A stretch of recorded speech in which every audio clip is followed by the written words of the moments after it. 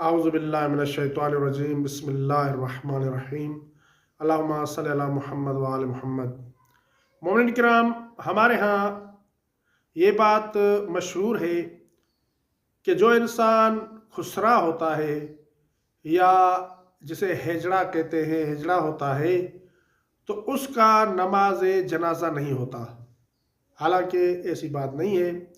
शरीयत मुक़द्दसा में हर मुसलमान का नमाज जनाजा पढ़ना वाजिब करार दिया गया है।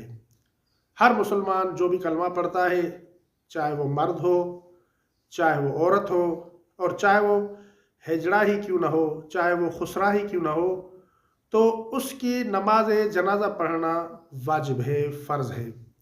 अब सवाल ये है कि जब हम नमाज जनाजा पढ़ते हैं तो उस टाइम हम कुछ दुआएं पढ़ते हैं, कुछ सीरे पढ़ते हैं। उस दुआ में अगर मरहूम मर्द होता है तो मर्दों वाला सीगा पढ़ते हैं, और अगर मरने वाली खातून होती है तो हम ख़वातीन का जो सीगा है अरबी ज़बान में वो अदा करते हैं। अब सवाल ये है कि हिजड़े के लिए कौन सा सीगा अदा करना चाहिए, कौन सी दुआ पढ़नी चाहिए।